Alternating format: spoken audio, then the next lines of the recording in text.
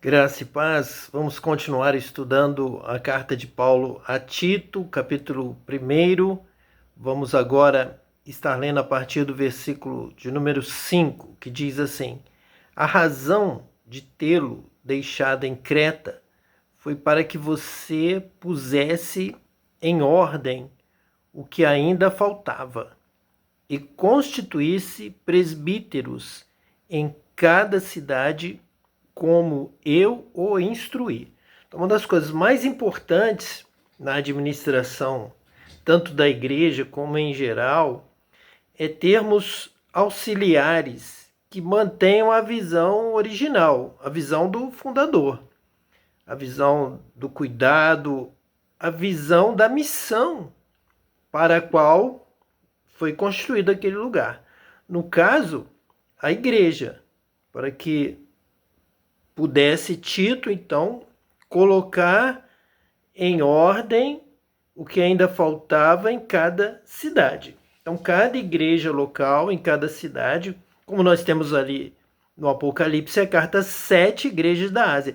Então, não há por que fecharmos o nosso discurso cristão em que somos a igreja. Nós somos a igreja. Nós temos as igrejas. Cada congregação forma ali um corpo, forma uma igreja local. As 7 igrejas da Ásia. Então, cada uma tinha um anjo celestial, um anjo liderando aquela região, aquela necessidade, aquela cultura, aquela batalha espiritual daquela região. Vamos ver isso claramente lá no Apocalipse, nas cartas de Jesus às 7 igrejas da Ásia. Então, aqui, cada cidade formava uma igreja. Não havia necessidade de haver mais que uma só igreja, uma denominação em uma cidade. Mas deveria haver, nós vemos aqui uma parcela de independência para cada cidade. Então, cada cidade deveria ter presbíteros para que a obra andasse na ordem estabelecida por Jesus. Ele estava ali instituindo a sua igreja, e estes presbíteros, o que eles não são, e muitos erram pela interpretação, pela tradução, pela origem, e muitos acabam radicalizando a forma, a literalidade, a letra mata, e colocam pessoas erradas numa liderança, formam uma liderança errada, vão trazer essas consequências que nós vemos de tanta vergonha, de tanto despreparo, tantas pessoas na liderança que jamais poderiam estar ocupando cargos nas diversas denominações, nas diversas igrejas, pessoas totalmente ineptas, sem a mínima condição espiritual, sem o mínimo conhecimento bíblico, não conhecem nada, não tem condição. No caso, um dos grandes erros aqui é considerar o presbítero um ancião, um velho. Então coloca-se, muitas denominações colocam pessoas velhas, sem qualquer conhecimento bíblico, sem batismo com o Espírito Santo. Então, realmente o presbítero é como um pastor, é como um apóstolo, é alguém que vai realmente à frente do rebanho, vai estar coordenando, tem que ter todas as atribuições que nós vamos encontrando na palavra de Deus, e que hoje a maioria das denominações relaxam, fazem a obra de Deus de forma negligente, colocam pessoas que não têm a indicação bíblica para a liderança. No caso, o presbítero é a pessoa formada, é a pessoa batizada com o Espírito Santo, é a pessoa que maneja bem a palavra da verdade. O presbitério são pessoas de formação bíblica, de cultura, de conhecimento, de entendimento e de testemunho, de prática. Então vamos ver aqui a partir do versículo 6 algumas determinações para o presbítero. É preciso que o presbítero seja irrepreensível, marido de uma só mulher, e tenha filhos crentes que não sejam acusados de libertinagem ou de insubmissão. Veja que a importância do testemunho deste homem que vai estar à frente como um presbítero, um que está à frente, um que tem conhecimento, Então vamos supor o presbítero, um homem de sabedoria, comprovada pela igreja.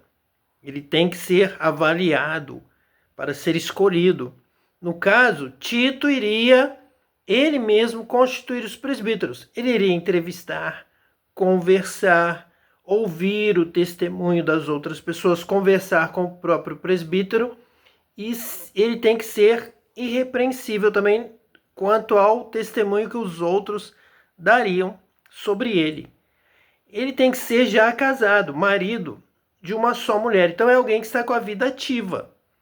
Ele é casado, ele cuida da família. Se ele cuida bem da família, ele vai cuidar bem da igreja. Então nem jovem demais, também nem velho demais. A questão não é ser velho. A questão é ser batizado com o Espírito Santo, é ser irrepreensível, é o que a palavra de Deus vai nos dizer. Alguns homens cheios do Espírito Santo foram escolhidos, desde o início, como diáconos e presbíteros. Marido de uma só mulher e que tenha filhos crentes, que não sejam acusados de libertinagem ou de insubmissão. Hoje em dia já não se preocupa mais com isso. Existe toda uma formação acadêmica, um cargo, e realmente a prática, a vivência fica em segundo plano ou nem é considerado. Nem se considera a vida familiar, a atitude dos filhos. Nós realmente observamos pessoas chamadas com conhecimento bíblico, com dom espiritual, mas com filhos totalmente vivendo numa libertinagem, com atitudes, com palavras de insubmissão que realmente prejudicam o funcionamento da igreja em algumas cidades. Versículo 7. Por ser encarregado da obra de Deus, é necessário que o bispo seja irrepreensível. Ele repete aqui o termo irrepreensível. Não orgulhoso, não briguento, não apegado ao vinho, não violento, nem ávido por lucro desonesto. Então ele vai ser encarregado da obra de Deus e dessa forma não é um cargo, não é a sobrevivência dele, essa função. Ele vai ter a sua ocupação em geral, ele vai receber uma gratificação, uma ajuda de custo, um abono, alguma coisa, mas ele não vai viver dependendo desse cargo a ponto de não poder sair. Ele tem que ser encarregado da obra de Deus naquele lugar e tem que ser irrepreensível. Então, realmente, ele teria que ter a disponibilidade para ceder o lugar para outros, para ver um movimento neste cargo de presbítero. É necessário que o bispo seja irrepreensível. Então, realmente é um supervisor. Como ele começou falando em presbítero, e agora ele diz que o presbítero é o mesmo que o bispo. É a mesma função. Um bispo não é superior a um presbítero.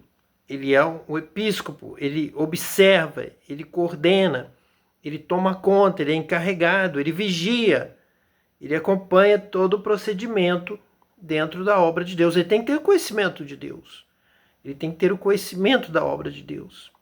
Porque ele vai observar e vai dizer se quem está agindo certo e quem está agindo errado. Então, o nível de conhecimento, de capacidade, de avaliação da vontade de Deus tem que superar os demais, a ponto de ser irrepreensível em relação ao conhecimento de Deus e a prática, e o ensino, e apontar dentro da palavra, e realmente ensinar, realmente realizar este ministério a partir do dom, da sabedoria, da ciência, a partir do nível de conhecimento de Deus, para que ele seja irrepreensível dentro da palavra de Deus. Não orgulhoso. Então, se ele tem o dom dado pelo Espírito Santo, ele vai testemunhar, que não vem dele, não parte dele, tudo ele recebeu. Não tem nada que ele esteja ali utilizando, falando, ensinando, atuando, que não seja dado do céu, para ser realmente verdadeiro, irrepreensível, correto. É tanto o poder que nós recebemos para entender, quanto o poder que recebemos para ensinar e para praticar essa palavra. Então, isso não nos leva ao orgulho, desde que nós reconheçamos que tudo vem do alto, tudo vem de Deus derramado sobre a nossa vida. Então, não briguento, não estamos aqui para brigar, não estamos aqui para discutir a ideia, a opinião, apenas para ministrar o que conhecemos de Deus. Então, realmente, se não vem de nós, nós não brigamos por algo que vem de Deus. É a palavra de Deus apenas para ser entregue, para ser ensinada, para ser pregada com essa autoridade dos céus. Não há por que brigar, não há por que discutir. Não apegado ao vinho. Então nós vamos ver daqui a pouco, vamos continuar estudando, que o vinho é algo natural, é algo da cultura judaica. Israel saiu do Egito levando as videiras, levando vinho, a vide, e onde parava, Israel plantava logo a videira, que dava a bebida, o vinho, o alimento, como a uva, tudo era processado, tudo era utilizado. Então, a uva, a vide, é um alimento riquíssimo. Ele é bebida. Eles podiam estar no deserto. Eles levavam caixas com as videiras. Eles levavam as videiras. E ali eles tinham a bebida, eles tinham vinho, eles tinham suco de uva. Então, beber vinho é algo totalmente presente em toda a palavra de Deus, de Gênesis ao Apocalipse. E todos bebiam. A grande questão, o grande problema é a quantidade. É não se embriagar, é não beber demais. É como comer, não ser glutão, não comer demais. Esse se tornaria o pecado, comer demais. Deixar de comer, ninguém nunca deixou de comer. É necessário o pão nosso de cada dia, mas com um equilíbrio diário. A mesma coisa o vinho, a bebida. O vinho, ele dava condição de se transformar em bebida, substituindo a água, complementando a água. Onde não havia água, havia o vinho, havia videira. Então ela produz tanto a uva, a casca da uva, a própria uva pode ser o alimento, quanto a bebida. Então não apegado ao vinho, que não seja um beberrão, que não fique tanto tempo bebendo até embriagar-se. Não violento.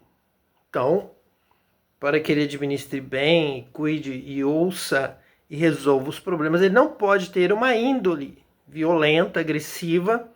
Quando lhe trazem um problema, ele reagir desproporcionalmente, com violência.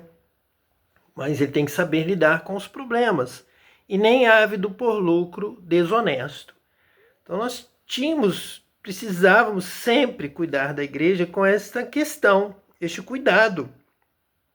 A igreja pede a sua oferta, pede o seu dízimo e tem essa tendência, dessa possibilidade. Nós vemos toda a história que Paulo já está dizendo isso para Tito, que há essa possibilidade também de se tornar ávido por lucro e qualquer tipo de lucro. Então a igreja tem que lidar com essa questão do dinheiro, com essa questão da avareza, que é pecado, que é idolatria. Então não ser ávido, não ter avareza, ávido por lucro desonesto. Então tem que se medir, tem que ter cuidado, tem que se parar de fazer as coisas erradas, perceber que está gastando mais do que recebe, tem que ter coragem de cortar, de parar de fazer, de se humilhar, deixar de ter o lucro tão grande para pagar as suas obrigações de qualquer área, como nós temos na legislação brasileira para ser obedecida.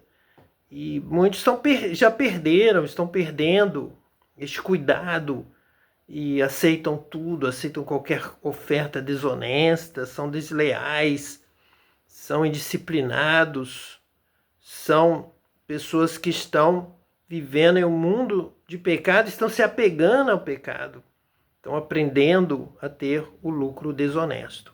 Versículo 8. É preciso, porém, que ele seja hospitaleiro, amigo do bem, sensato, justo, consagrado, tenha domínio próprio. Então não é preciso que ele seja velho, mas é preciso que ele seja um homem do bem, um homem de Deus, com conhecimento profundo para ser irrepreensível, manejar a palavra de Deus. Nós às vezes vemos uma pessoa sendo colocada em um cargo ou pelo dízimo alto ou pela idade. E muitas vezes ele tem uma idade, mas não tem o conhecimento, não tem formação, não tem condição, não entende a palavra de Deus. E nós aí vemos a vergonha que passamos neste último ano, cristãos se colocando aí no meio da política e falando coisas absurdas, sem qualquer nível de conhecimento da ciência, da história, das leis, da própria justiça, da política e tantos assuntos que são necessários para quem está à frente. E ele precisa também, além de tudo isso, ser hospitaleiro para que trate bem os membros da comunidade, da congregação, da comunhão, sempre aderindo, cuidando, recebendo bem as pessoas que chegam, sendo uma pessoa cordial, amigo do bem. Então tem que saber dar esmolas, ajudar o necessitado, cuidar do pobre, visitar o enfermo, visitar o encarcerado, como nós falamos em nosso último estudo. Esse tem que ser o presbítero, esse tem que ser o bispo, esse tem que ser o pastor, o padre, o supervisor, o que realmente administra aquela cidade, aquela comunidade de fé reunida pelo menos ali no perímetro da cidade. Sensato. Então tem que ter uma coerência nas palavras, nos julgamentos, tem que ter a sabedoria ali de Salomão, tem que ser batizado com o Espírito Santo, ter bom senso, ter equilíbrio, ser justo nas atitudes. Veja que Salomão foi confirmado como rei após dar o veredito a respeito da criança, que uma mãe dizia que era filho dela, outra dizia que era da outra, um dizia que o filho da outra havia morrido. E ele então teve uma atitude de sabedoria, de dividir, falou que poderia então dividir a criança. A que não era mãe aceitou, a verdadeira mãe logo reagiu de forma contrária para não cortar o próprio filho. E ali Salomão descobriu quem era a verdadeira mãe. Então o líder tem que dar sinais de justiça, de sensatez, de sabedoria, de conhecimento, de entendimento da própria vida, das coisas que estão acontecendo, e saber dar o parecer correto em cada situação. Consagrado, então uma pessoa realmente de Deus, para Deus, em oração, em leitura, estudo da palavra, buscando o dom espiritual, buscando o entendimento de toda a Escritura. Então, consagrado às coisas de Deus, consagrado à piedade, à misericórdia, consagrado a fazer a vontade de Deus e buscar a Deus cada dia mais, conhecimento de Deus, que tenha domínio próprio. Tudo aqui é essencial, é preciso ser provado, ser aprovado nesses quesitos, ter domínio próprio. Em momentos em que ele, estando no meio de um conflito, ele também pode ser acusado, ele também pode ser testado, pode ser cobrado para uma solução, para um caso. Então ele precisa administrar todo o problema, todos os conflitos, todas as situações, demonstrando o domínio próprio para chegar a um bom final, para ser como Salomão, como aqui modelo, como exemplo, naquele primeiro momento de Salomão, quando ele recebe ali o dom da sabedoria e começa a reinar sobre Israel. Assim também deve ser o presbítero, assim deve ser o bispo, assim deve ser o líder da igreja, da comunidade cristã naquela cidade, naquela região.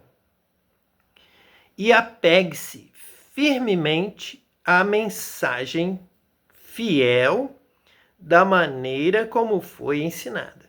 Então, aqui que nós estamos já falando desde o princípio que tem que ser assim. Não é questão da idade, não é questão do título, não é por outro motivo, não é por outra razão.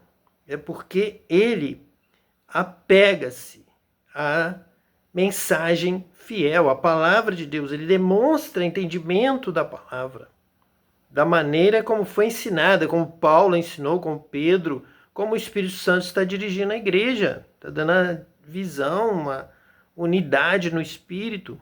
Então a mensagem fiel, a mensagem da palavra com inteireza, com segurança. Este talvez aqui vai ser o ponto principal para a escolha do presbítero.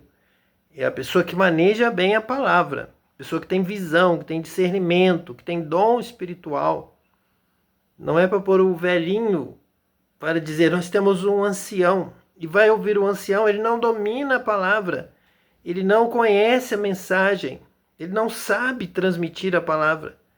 E passamos vergonha. Vem alguém de fora, ouve e percebe logo uma pessoa que não tem condição, não deveria estar ali à frente daquele ministério, para que seja capaz de encorajar outros pela sã doutrina e de refutar os que se opõem a ela.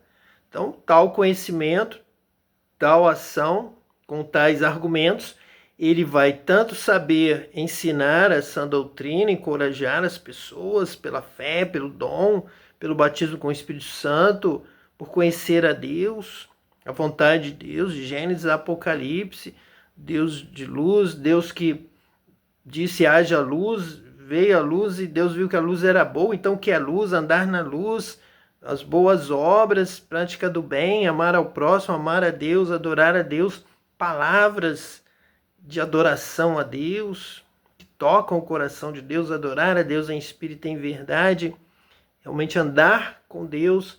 Então ele tem que dominar essa questão, ele tem que entender disso, da sã doutrina.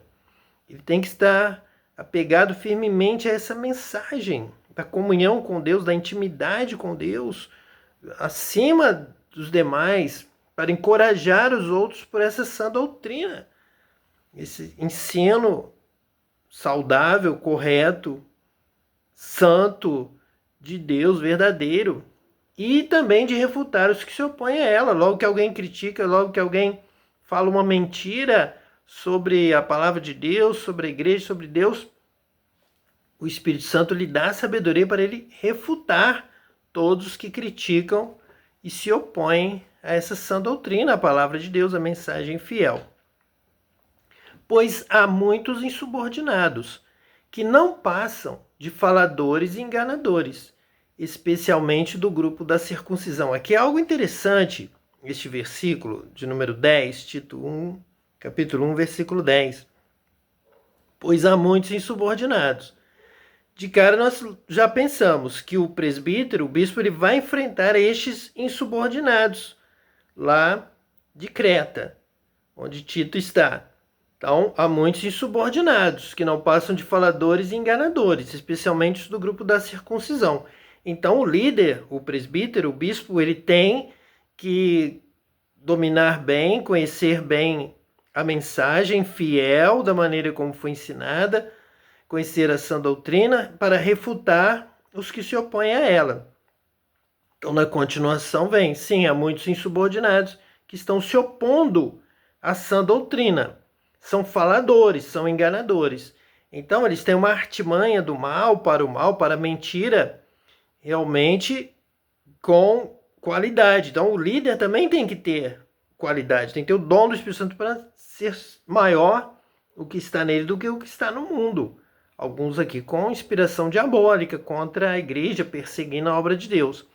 Mas também o cuidado do dirigente, do bispo, do presbítero, não ser um destes, para não escolher um destes. De vez em quando nós observamos alguns que não passam de faladores e enganadores. São pessoas que vendem toda uma história, uma prática de mentira, de engano, como já foi dito, ávido por lucro desonesto, acostumado com violência, briguento, e que chegam. E hoje em dia muitos são colocados na posição de presbíteros, de bispos, e são faladores, simplesmente enganadores. E são colocados nessa posição. Então esse é o segundo ponto, é o segundo aspecto. Temos que realmente vigiar. Deveríamos já há muito tempo, isso praticamente já está perdido. Já se permitiu que muitos faladores, muitos enganadores, muitos ávidos por lucro desonesto estejam na liderança. Ou na igreja local, nas administrações locais, nós encontramos muitos que são assim, foram colocados ali por motivos carnais, por dízimo, por amizade, por alguma coisa, por petição, e são aceitos sem a mínima condição. Então nós temos que ter estes dois cuidados, de ter alguém com conhecimento para refutar estes que se opõem a essa doutrina e evitar que os faladores, enganadores e subordinados alcancem posições de liderança na igreja local. É isso que Paulo está alertando a Tito, para que Tito passe por todas as cidades onde há o grupo de cristãos para colocar a pessoa certa, com oração na direção de Deus, como Samuel foi lá e Deus dirigiu para que ele estivesse ungindo a Davi como rei sobre Israel. É necessário que eles sejam silenciados, pois estão arruinando famílias inteiras, ensinando coisas que não devem, e tudo por ganância. Então parece até um retrato dos dias de hoje. Eles precisavam, deveriam, e Paulo disse para Tito, eles devem ser silenciados, não devem mais ensinar, não devem estar na liderança. Quando nós vemos tantos desvios de rota financeiros, teoria, doutrina, sã doutrina, a Bíblia, a palavra de Deus sendo deturpada, pessoas administrando de maneira errada, realmente como está aqui na palavra de Deus, buscando um lucro desonesto, já falamos sobre isso, mas realmente Paulo está dizendo para Tito, vá lá agora e silencie essas pessoas, porque eles estão arruinando famílias inteiras. Hoje em dia há isso acontecendo, famílias inteiras, cidades inteiras, denominações, igrejas inteiras sendo arruinadas por pessoas desonestas que agem por ganância. Jesus mesmo alertou sobre isso. Paulo aqui alerta sobre isso. E também nos dias de hoje. Não é diferente, o ser humano é o mesmo. Ele continua com o mesmo coração, como era de Elias, era homem como nós, estes também. Há no nosso meio também muitos que precisam ser silenciados, pois estão arruinando famílias inteiras, ensinando coisas que não devem, e tudo por ganância. Muitas vezes facilitam a situação, facilitam para aqueles que dão dinheiro. Muitos já percebem isso, que se derem o dinheiro terão cargos, serão bem tratados, serão bem recebidos.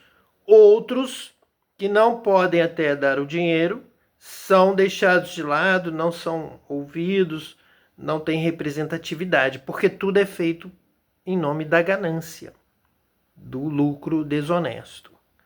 Um dos seus próprios profetas chegou a dizer: cretenses, sempre mentirosos, feras malignas, glutões preguiçosos. Então, muitos lá em Creta eram chamados disso pelo próprio profeta cretense, que era um povo com essa índole de ser mentirosos, feras malignas, glutões preguiçosos. Então, se há isso no meio da terra, se há seres humanos assim, Paulo está destacando, está reforçando isso, está dizendo que é verdade. Ele mesmo diz aqui no versículo 13, tal testemunho é verdadeiro, portanto, repreenda-os severamente para que sejam sadios na fé. Então, o que estou aqui fazendo? Um tom de repreensão, se há no nosso meio, não pode haver. Vamos parar, arrependa-se, mude a sua vida, tema a Deus, seja sadio na fé. Você crê em Deus, você crê na justiça de Deus, você crê que Deus ama os que andam na luz, na justiça, praticam a justiça em todo o tempo, o justo viverá da fé. Então, ande por essa fé, confirme essa fé pelas suas obras. Então, que você se sinta repreendido severamente aqui por esta palavra. É o que a palavra de Deus está nos exortando. Tal testemunho é verdadeiro. Portanto, repreenda-os severamente, para que sejam sadios na fé. É preferível que você hoje receba a repreensão severa do que vá para o inferno, do que atue na obra de Deus com falsidade, com mentira, e e seja condenado no último dia pela sua má obra, no juízo final. É tempo de arrependimento. Se você chegou até essa mensagem, você tem esse testemunho do apóstolo Paulo dizendo: tal testemunho é verdadeiro. Quando disse: cretenses sempre mentirosos, feras malignas, glutões preguiçosos. Então arrependa-se entre você e Deus. Se você se reconhece nessa palavra, arrependa-se e tenha uma fé sadia, para que sejam sadios na fé. Deus vivo, Deus eterno, o Deus da luz. Ele é a luz. Jesus é a luz do mundo. Você tem que andar na luz. Se andarmos na luz como Ele na luz está, teremos comunhão uns com os outros, e o sangue de Jesus, seu Filho, nos purifica de todo o pecado. Isso é ser sadio na fé, andar na luz. A fé nos leva para o conhecimento da luz, para andar na luz. A fé nos livra da morte, das trevas, do inferno, da mentira, do diabo, do pecado, e nos traz para a luz agora. E não deem atenção a lendas judaicas, nem a mandamentos de homens que rejeitam a verdade. Então, Paulo está falando para Tito exortar severamente, repreender severamente em cada cidade, para que a liderança, para que a igreja não faça isso. Como está no versículo 14. Não deem atenção a lendas judaicas, nem a mandamentos de homens que rejeitam a verdade. Há muitas histórias, há muitas coisas inventadas por homens que saem da verdade, rejeitam a verdade, afastam-se da palavra de Deus, criam tradições, histórias, fábulas, lendas de homens. Os judeus inventaram muitas histórias, muitas lendas, muitas coisas, acrescentaram muitos outros livros em volta da Torá, em volta do Antigo Testamento. E nós temos que vigiar, ter cuidado, para também não nos deixarmos ser levados por muitas lendas que vão surgindo e vão dando certas permissões, vão dando certas direções diferentes da palavra de Deus, diferentes da verdade, rejeitam a verdade. Então nós temos que realmente compreender a verdade, como o apóstolo Paulo está dizendo para Tito, que sejam pessoas que apeguem-se firmemente à mensagem fiel da maneira como foi ensinada, para que seja capaz de encorajar outros pela sã doutrina e de refutar os que se opõem a ela. Então, temos que andar na verdade e cuidado com histórias, com fábulas que favorecem às vezes os desvios, os enganos, a malícia ou o roubo, ou a arrecadação indevida, ou o suborno, qualquer coisa contrária à verdade, e dão certa razão para quem pratica desta forma. Então nós precisamos realmente desta repreensão severa, para que não andemos por este mau caminho, pelo caminho de Balaão, o caminho da maldição, do engano por dinheiro, o caminho de Judas Iscariotes. Versículo 15. Para os puros, todas as coisas são puras, mas para os impuros e descrentes, nada é puro. De fato, tanto a mente como a consciência deles estão corrompidas. Este aqui é um problema a ser severamente atendido, observado, para que nós não entremos nessa condenação aqui que o apóstolo Paulo está chamando a atenção de Tito. É que essas mentes corrompidas, estes impuros e descrentes, para eles, como a consciência deles está corrompida, eles vão ter a tendência de criar proibições e dizer que esta é a verdadeira religião. É uma religião de coisas proibidas.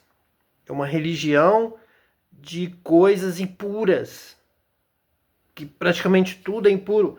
Então é uma religião de prisão.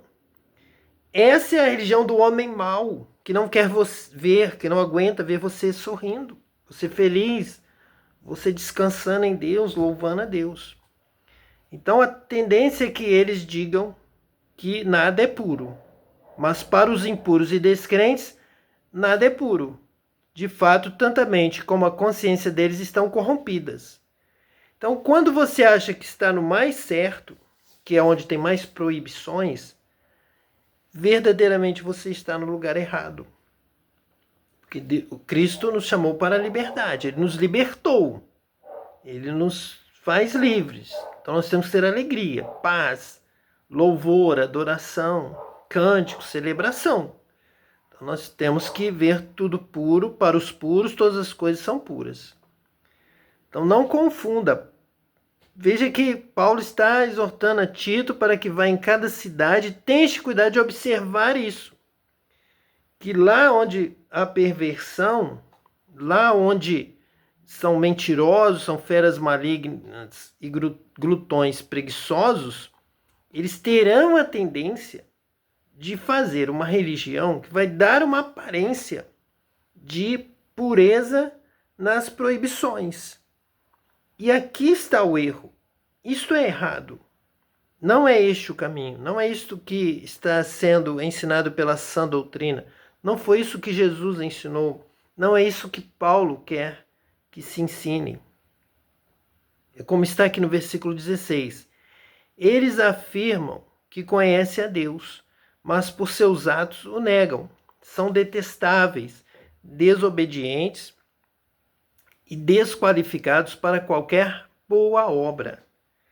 Então, ao mesmo tempo, veja que vão cair neste buraco. Preste atenção para que você não entre por essa vereda de perdição, rejeitando a verdade. É que eles vão proibir que se façam coisas, mas eles não vão ensinar boas obras, o que se deve fazer. Eles afirmam que conhecem a Deus, mas por seus atos o negam. Então não há um gesto de carinho, não há algo que leve alegria para os outros, de bondade, de amor, de serviço, de mansidão, de alegria, para levar para o próximo. Essa é a boa obra, essa seria a obra. É isso que Deus está querendo da igreja, é isso que Tito tem que passar por toda a cidade e observar uma igreja ativa, em boas obras.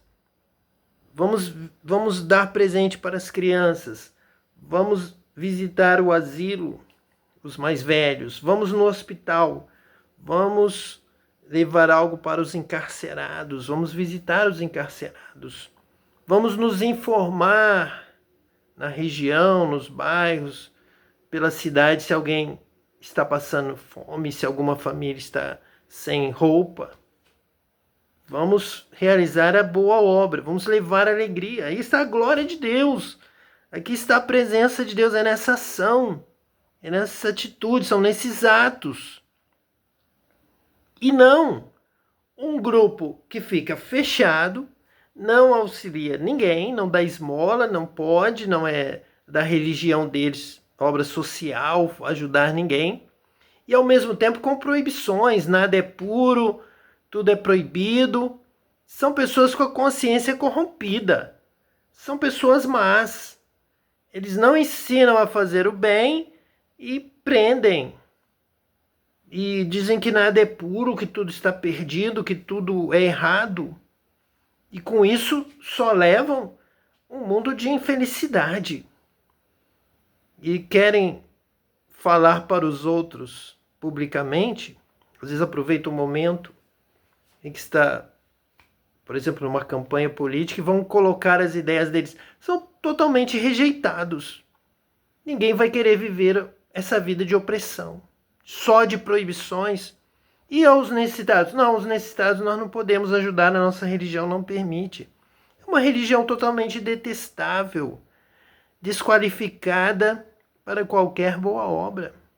É uma religião triste, é uma religião oprimida, é uma religião que proíbe, que diz que é tudo errado, tudo é impuro, mas para os impuros e descrentes nada é puro. De fato, tanto a mente como a consciência deles estão corrompidas. Eles se encaixam completamente no texto da palavra de Deus e são desqualificados para qualquer boa obra. Boa obra, para eles, é pecado.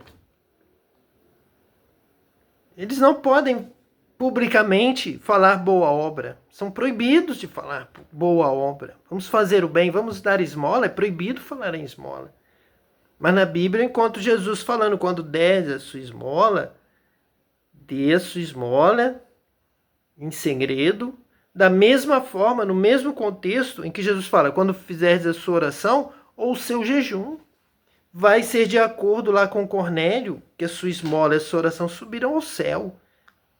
E eles se perdem no seu discurso, por isso são detestáveis, são desobedientes, porque não praticam a palavra de Deus, porque a esmola é da outra religião, é da outra igreja que nós queremos acabar com ela.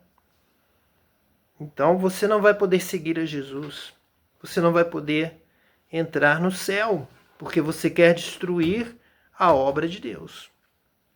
Eles afirmam que conhecem a Deus, mas por seus atos o negam, negam a Deus, negam a obra de Deus, negam o amor de Deus, a vontade de Deus, de que nós possamos então alcançar os nossos irmãozinhos necessitados com o bem, com a comida, com a esmola, com a roupa, com a visita. Mas que Deus tenha misericórdia da sua alma, ainda é tempo para que você se arrependa deste mau caminho. E como aqui diz Paulo a Tito, no versículo 13, tal testemunho é verdadeiro, portanto, repreenda-os severamente, para que sejam sadios na fé. Que Deus te abençoe hoje e eternamente, em nome de Jesus, o Messias. Amém.